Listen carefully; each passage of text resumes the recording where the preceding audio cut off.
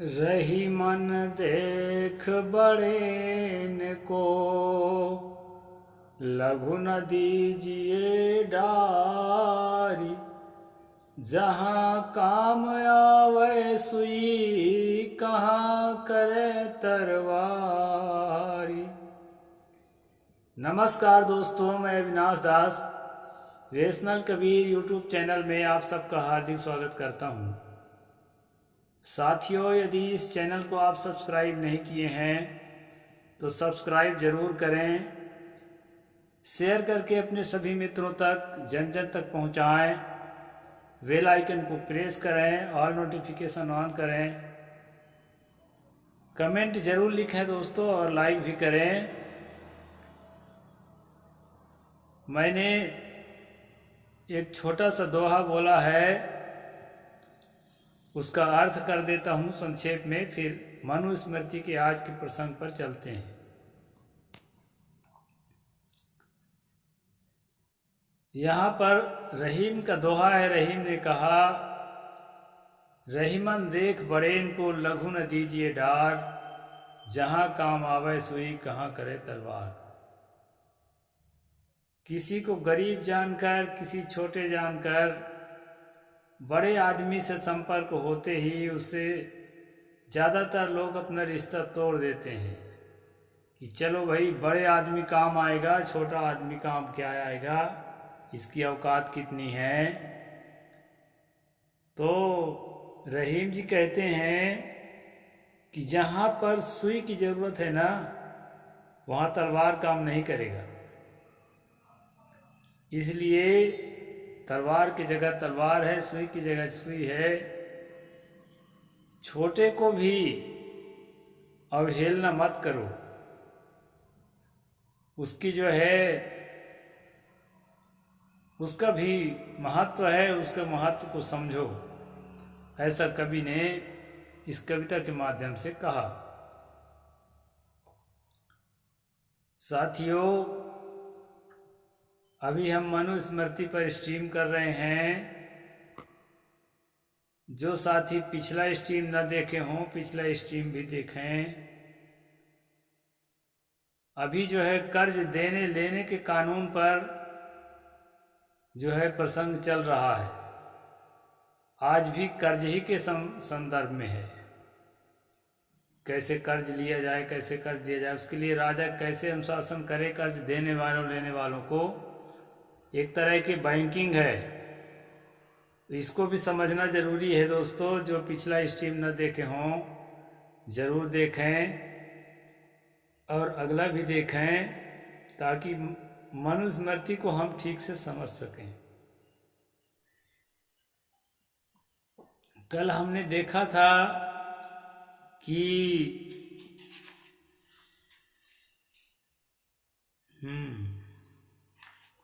गाड़ी का किराया भाड़ा के संबंध में देखा था, और जो है ब्याज के संबंध में देखा था।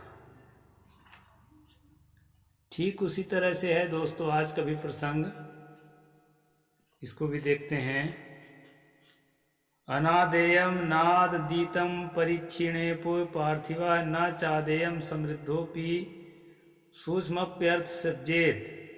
निर्धन होने पर भी राजा न लेने योग वस्तु को न ले। यानी स्मृतियों में, धर्मशास्त्रों में जिन बातों को कहा गया है, जिन चीज़ों को कहा गया है कि राजा इन चीज़ों को ना ले, तो कितनी भी गरीबी आ जाए राजा को उन चीज़ों को नहीं लेना चाहिए। और जो लेने योग चीज़ कहा गया है शास्त्रों में, राजा कितना भी धनवान हो लेकिन उन चीज़ों को ना छोड़े, ऐसा यहाँ पर कहा गया है। आगे देखते हैं दोस्तों। अनादेयस्य चादाना दादेयस्य चा वर्जनात्, दौर्बल्यम ख्याप्ते राज्ञः सप्रत्यय न नश्यति। न लेने योग वस्तु के लेने से और लेने योग वस्तु के न लेने से राजा की दुर्बलता प्रकट होती है, उसे लोक परलोक नष्ट होता है। यानी लेने योग वस्तु है, उसको चाहे जैसा छीना झपटी से जैसा भी लेना पड़े, राजा को ले लेना चाहिए।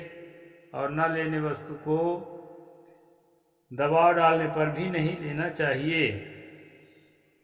प्राप्त धन लेने से, स्वजातियों के साथ संबंध रखने से और दुर्बलों की रक्षा करने से राजा का बल बढ़ता है। ये लोग अब परलोक सुधरते हैं।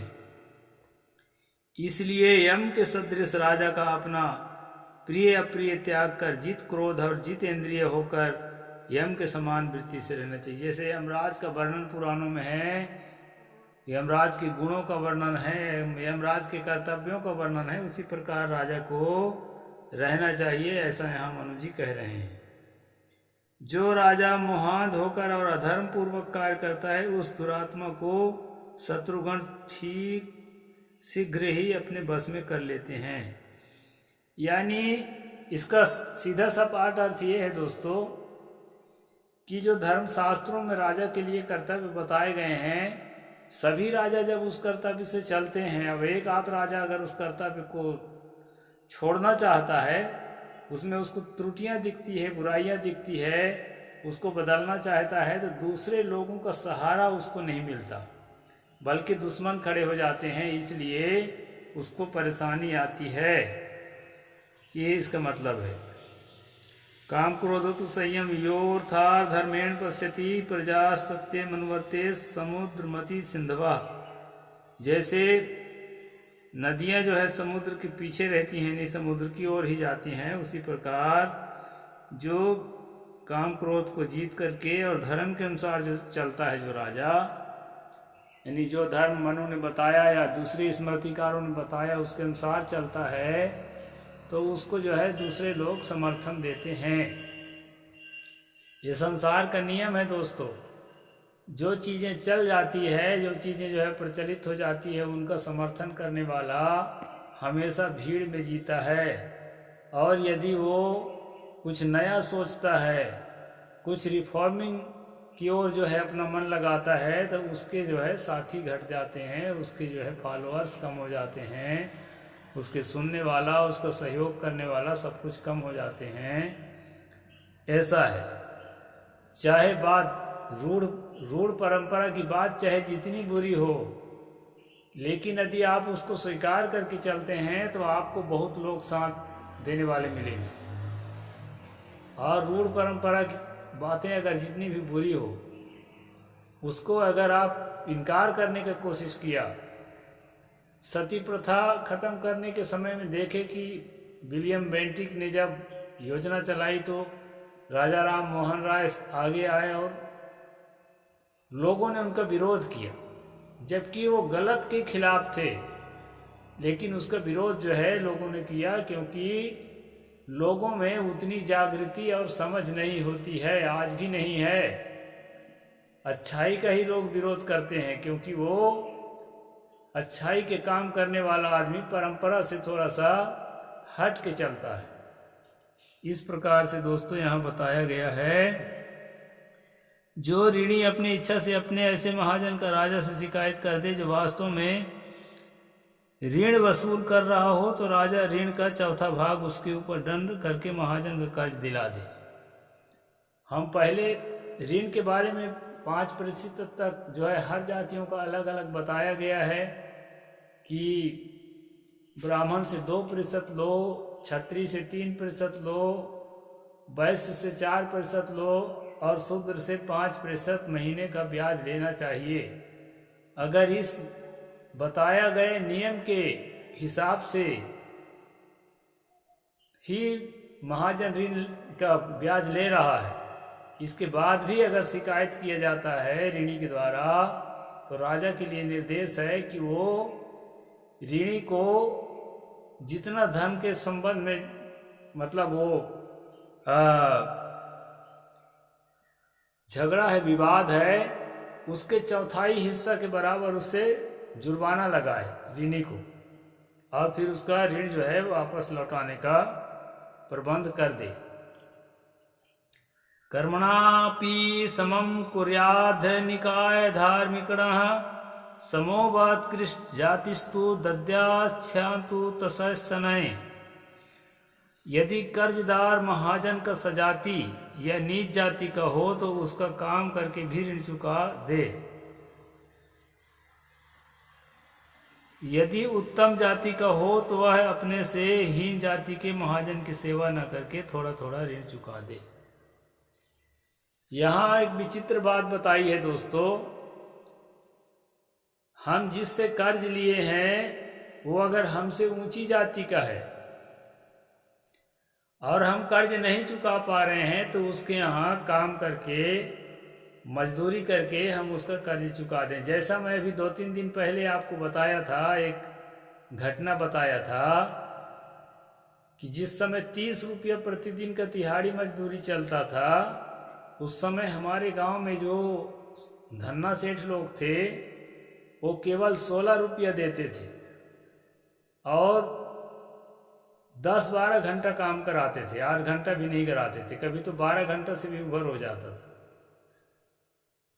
कर्ज से दबा हुआ आदमी कुछ बोल नहीं सकता था, बोलेगा तो मारपीट भी किया जा सकता था। इस तरह से दोस्तों अपने से बड़ी जाति के यहाँ काम करके कर्ज को चुकाने का नियम मनु ने लिखा है। और यदि कर्ज देने वाला अपने से छोटी जाति का है तो उसके यहाँ किसी भी कीमत पर काम करके कर्जा छूटने की बात नहीं कही गई है। किस्त किस्त में कम कम करके धीरे धीरे उस कर्जा को चुका दो, लेकिन उसके यहाँ काम मत करो, क्योंकि इससे धर्म की मर्यादा समाप्त हो जाएगी। धर्म की मर्यादा है क्षत्रिय ब्राह्मण की सेवा करे, और धर्म की मर्यादा है वैश्य और शूद्र जो है क्षत्रिय और ब्राह्मण की सेवा करें, और धर्म की मर्यादा है वैश्य जो है क्षत्रिय और ब्राह्मण की सेवा करे, और धर्म की मर्यादा है शूद्र जो है वैश्य क्षत्रिय और ब्राह्मण की सेवा करे। किसी भी कीमत पर चाहे भले कर्ज से लद जाओ, लेकिन अपने से छोटी जाति के यहाँ काम करने का अधिकार हिंदू धर्म के खासकर मनुस्मृति के नियमों के आधार पर नहीं दिया गया है। तो इस प्रकार से दोस्तों मनुस्मृति के हर दूसरे तीसरे पृष्ठ में आपको मिलेगा जाति के आधार पर न्याय करना। इसमें विषमता कूट कूट कर भरी हुई है, और जो है शोषण का तरीका है। मनु का उद्देश्य था कि जो निम्न तबके के लोग हैं उनको इतना शोषण किया जाए, इतना शोषण किया जाए कि उनको ऊपर उठने का अवसर ना मिले। जो धनवान हैं उनको धनवान बने रहने का, जैसे अभी वर्तमान में जो सरकार है वो अंबानी अडानी को, जो धनवान हैं 20-50 लोग जो भी हैं देश में, उनको धनवान बनाए रखने के उपाय करते हैं और जनता को अशिक्षा में, गरीबी में डुबाए रखना चाहते हैं, ताकि आने वाले समय में हमें गुलामों की कमी ना पड़े। तो ये उपाय निरंतर चल रहा है दोस्तों। अभी छत्तीसगढ़ में हमारे पीएम साहब जो है भाषण कर रहे थे तो बोले कि नहीं, यहाँ छत्तीसगढ़ी भाषा में जो है केजी से पीजी तक की पढ़ाई की जाएगी और बड़े आराम से बच्चे पढ़ लेंगे। उनको अंग्रेजी हिंदी पढ़ने की ज़रूरत, जर्मन पढ़ने की ज़रूरत नहीं है, फ्रेंच पढ़ने की ज़रूरत नहीं है। दोस्तों लोगों को लगा कि बहुत बढ़िया बात है, हमको जो है सब कुछ अपनी मातृभाषा में उपलब्ध है। लेकिन दोस्तों इसके पीछे साजिश है कि आम आदमी के बच्चे जो सरकारी स्कूलों में पढ़ते हैं वो अशिक्षा की ओर, अंधकार की ओर चले जाएं, और जो है हमारे बच्चे तो प्राइवेट में सब तरह के विज्ञान और टेक्नोलॉजी को पढ़ ही रहे हैं, मैथमेटिक्स को पढ़ ही रहे हैं, और भी तमाम चीज़ों को पढ़ ही रहे हैं।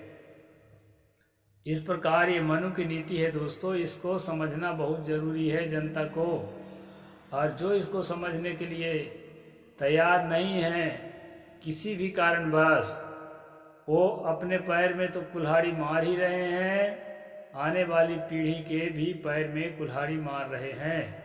ये बात समझ लेना चाहिए। आगे दोस्तों,